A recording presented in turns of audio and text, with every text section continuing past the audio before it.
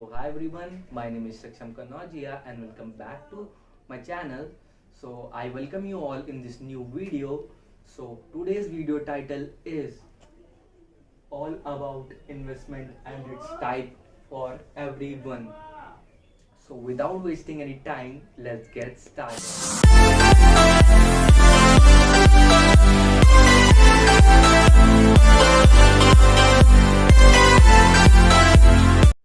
So तो हमारा first point है money loses its value every year when it's only save not invested due to inflation. तो money जब भी invested नहीं होता है तो अपनी वैल्यू वो डिक्रीज करता है due to inflation. So money को आप सेव करेंगे, मैंने जो ये पॉइंट है उसको समराइज करके लिखा हुआ है। मनी जब ओनली सेव होता है तो उसका कोई फ़ायदा नहीं होता है, क्योंकि वो इन्फ्लेशन के जो इन्फ्लेशन होता है वो उसकी वैल्यू को डिक्रीज करता है by the percentage of 4 to 5 every year. So आपकी वैल्यू को 4 to 5% हर साल वो घटाता है, डिक्रीज कर देता है। और इसमें ही मैंने नीचे पॉइंट दिया है कि राइट इन्वेस्टमेंट, मैंने इन्वेस्टमेंट नहीं लिखा है, सिर्फ राइट इन्वेस्टमेंट लिखा है, because right investment leads to profit. कोई भी इन्वेस्टमेंट आपने रैंडमली कर ली विदाउट एनालिसिस और विदाउट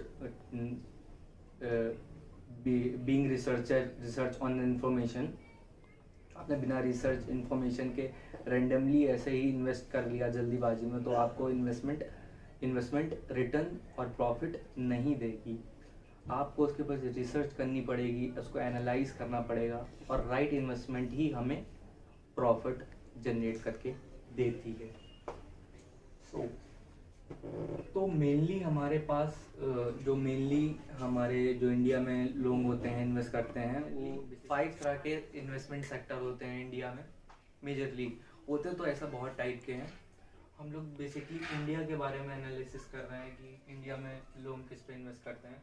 तो मेरे ख्याल से सेविंग्स अकाउंट में इस टाइम पे कोई नहीं कर रहा होगा। पहले शायद लोग इस पे डिपेंड होते भी थे, पर इस समय में कोई भी सेविंग्स अकाउंट पे डिपेंड नहीं करता है, क्योंकि इस पे इन्वेस्टमेंट अराउंड 4% मैक्सिमम मिलता है, 4% एनुअली पे।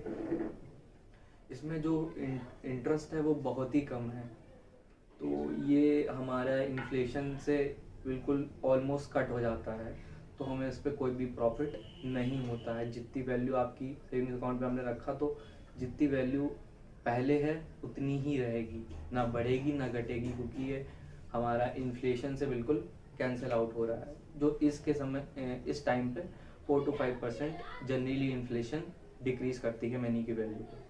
सो सेकेंड है हमारा एफडी।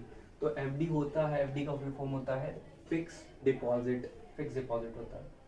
सो मैं लिखता हूँ इधर fix deposit,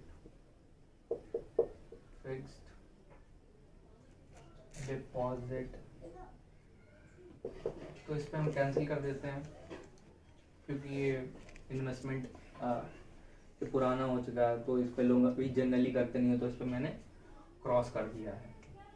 so fix deposit एक सर्टेन टाइम ऑफ इंटरवल में होता है कि उतने टाइम तक आप अपना पैसा नहीं निकाल सकते हैं, वो एक रेस्ट्रिक्शन टाइम पीरियड होता है।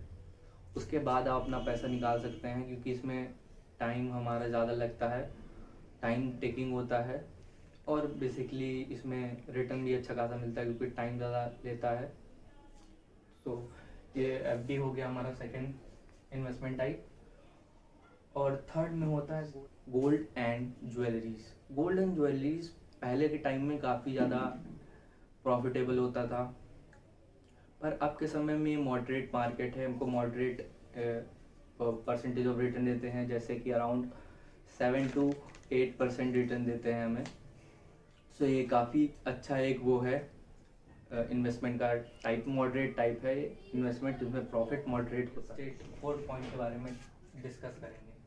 तो रियल स्टेट मार्केट पहले के टाइम पे ज़्यादा प्रॉफिटेबल होता था, अब के समय में इसकी जो प्रॉफिट की परसेंटेज है वो डिक्रीज़ करा है, और इसमें मेजरली हाई अमाउंट चाहिए होता है, एक बार में आपको इन्वेस्ट करना होता है, और आपको ये श्योर नहीं होता है कि इन्वेस्टमेंट आपको रिटर्न देगा कि नहीं देगा, शायद माइनस में लॉस हो जाए, आपको प्रॉफिट ना हो, या तो प्रॉफिट हो जाए, तो इसका एक फिक्स वो नहीं हो, पैरामीटर नहीं होता है। होता भी है तो उसके आगे भी वीडियो में डिस्कस करेंगे। तो हमारा फोर्थ जो इन्वेस्टमेंट टाइप है रियल एस्टेट है, और फिफ्थ हमारा है स्टॉक मार्केट।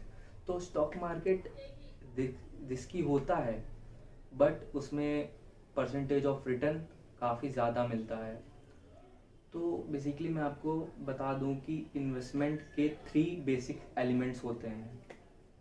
पहला होता है रिटर्न होता है, फिर होता है रिस्क होता है, और थर्ड पॉइंट होता है बेसिकली हमारा टाइम। तो हम लोग रफ कर देते हैं इसको, और मैं रफ लेता हूँ और रफ करता हूँ चीज़ों, मैं रफ कर देता हूँ इसको, इसके आगे भी मुझे लिखना है। तो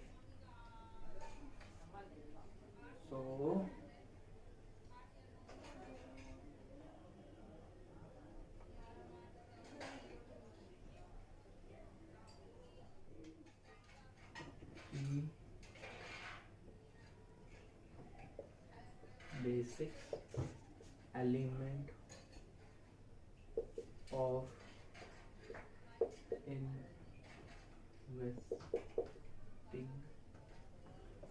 First one is return, second one is risk, and third one is time. Discuss कर रहे थे कि how every investment has 3 basic things or 3 basic elements. Our first one is return, and second one is risk, and third one is time.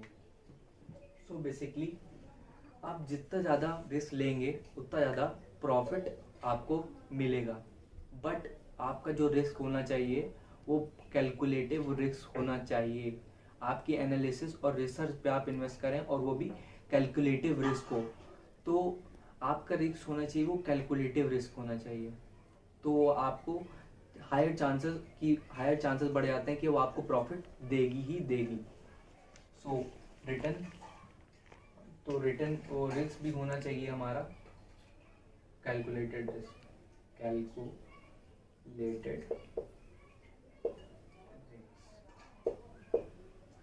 And हम लोग बात करते हैं return पे आते हैं। तो रिटर्न, परसेंटेज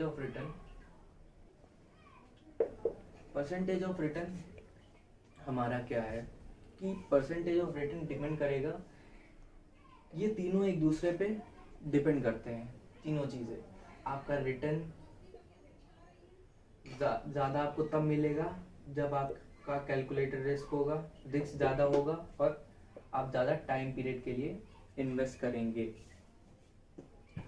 सो ये तीनों चीज़ें आप एक दूसरे से इंटरकनेक्टेड हैं। रिटर्न ज़्यादा तब मिलेगा जब रिस्क ज़्यादा होगा, और जब लॉन्ग पीरियड ऑफ टाइम के लिए होगा। तो अब हम लोग डिस्कस करते हैं बेस्ट एरिया और रीजन ऑफ इन्वेस्टिंग। सो मैं रफ कर देता हूँ।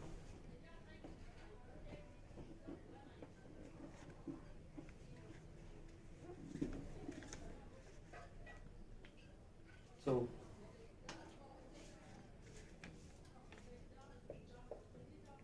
the best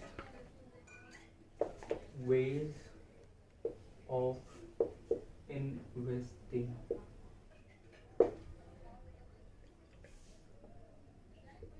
इसमें कुछ पॉइंट्स ऐसे भी आएंगे जो आपको लगेगा कि इसको होना ही नहीं चाहिए, बट मैं आपको एक्सप्लेन करने के लिए वो भी लूँगा और उस पर क्रॉस बना दूंगा कि आपको उस पर जाना है कि नहीं जाना है। तो पहला हमारा, जैसे कि वीडियो में डिस्कस करा था, सेविंग्स अकाउंट। आपको बेसिकली जब भी आप इन्वेस्टमेंट करें तो आपको ये चेक कर लेना चाहिए कि परसेंटेज ऑफ रिटर्न आपको कितना मिल रहा है।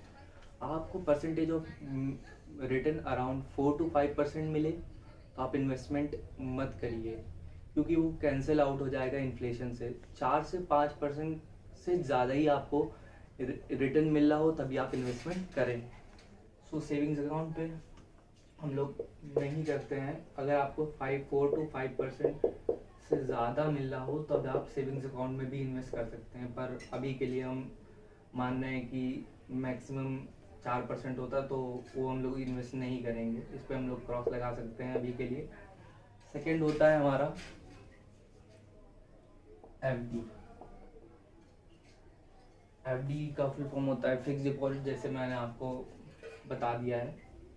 तो फिक्स डिपॉजिट एक सर्टेन पीरियड ऑफ टाइम के लिए होता है कि आप उस पीरियड ऑफ टाइम के लिए आपका मनी लॉक हो गया है, आप निकाल नहीं सकते, और उतने पीरियड ऑफ टाइम के बाद ही आपको उस पर इंटरेस्ट मिलेगा, वो पूरा मनी इंटरेस्ट के साथ आपको मिलेगा। तो इसमें टाइम रिस्ट्रिक्शन आ जाता है, रिस्ट्रिक्शन आ जाता है, और इसमें ज़्यादा रिस्क भी नहीं है, तो लो रिस्क होता है। तो इन्वेस्टमेंट रिटर्न भी आपको ज़्यादा नहीं मिलते हैं, तो उस पर मैं अभी के लिए क्रॉस कर दे रहा हूँ। सो हमारा थर्ड है ज्वेलरीज एंड गोल्ड। सो आपको अभी तक की वीडियो अच्छी लगी हो और एंजॉय आप कर रहे हैं तो kindly hit the like button. And so हम लोग मूव करते हैं आगे पार्ट की तरफ। तो ज्वेलरीज एंड गोल्ड, तो ज्वेलरी एंड गोल्ड एक मॉडरेट मार्केट है, मॉडरेट मार्केट है। इसमें मॉडरेट रिस्क होता है, अराउंड 7% to 8% मैक्सिमम इसमें आपको रिटर्न मिलेगा। अराउंड 7 to 8% आपको इसमें रिटर्न मिलेगा। सो ये एक सेफ ऑप्शन है और बेटर ऑप्शन है, क्योंकि आपको अराउंड जैसे 4% में इन्फ्लेशन मानूँ तो आपको 3% का रिटर्न मिलेगा, जो कि मॉडरेट और सेफ है। और हमारा फोर्थ पे आता है रियल एस्टेट।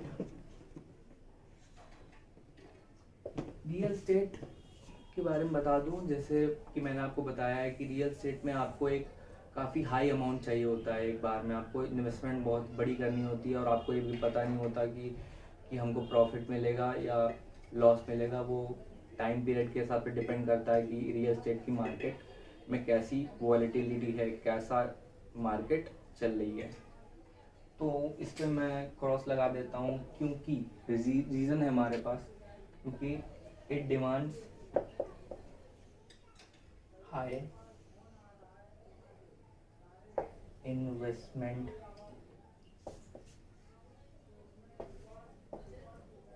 मेरी थोड़ी राइटिंग आपको समझ में नहीं आ सकती तो मैनेज कर लेना।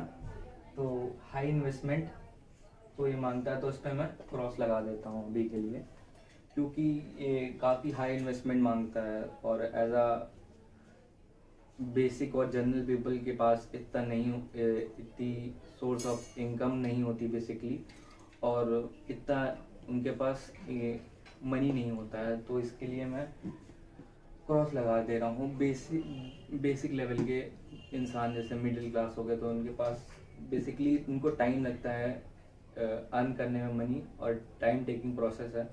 तो उसके लिए मैं अभी के लिए इस पर रियल एस्टेट पे क्रॉस लगा देता हूँ। सो हम लोग अपना फिफ्थ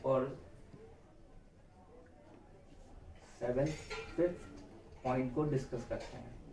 इसके आगे के लिए मैं आपको बता दूंगा कुछ वेज होते हैं, तो मैं जल्दी जल्दी इसको रब कर देता हूँ।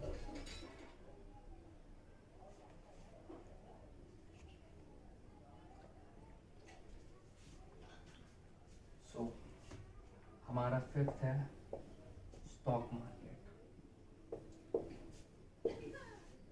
स्टॉक मार्केट अराउंड ये इसको कहा जा सकता है मोटे मोटे पॉइंट से कि ये रिस्की है, बट आपको लेना क्या चाहिए, कैलकुलेटेड रिस्क। तो हमें इसका कैलकुलेटेड रिस्क लेना चाहिए, क्योंकि हमारे पास इस मार्केट को रिसर्च करने के लिए बहुत टाइप के एनालिसिस दो तरह की बेसिकली एनालिसिस होती है, फंडामेंटल एनालिसिस और टेक्निकल एनालिसिस। आपको शेयर मार्केट के बारे में जानना है तो मैं आपको आई बटन पे आपको जाके दिख रहा होगा कि स्टॉक मार्केट में आपके बारे में जानने में इंटरेस्टेड है, तो आप आई बटन पे आपको लिंक मिल जाएगी, तो उससे आप क्लिक करके देख सकते हैं पूरी स्टॉक मार्केट के बारे में, आपको सब डिटेल पता चल जाएंगे। सो हमारा सिक्स पॉइंट है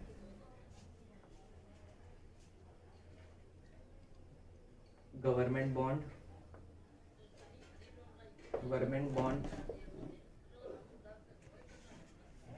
कॉर्पोरेट बॉन्ड्स,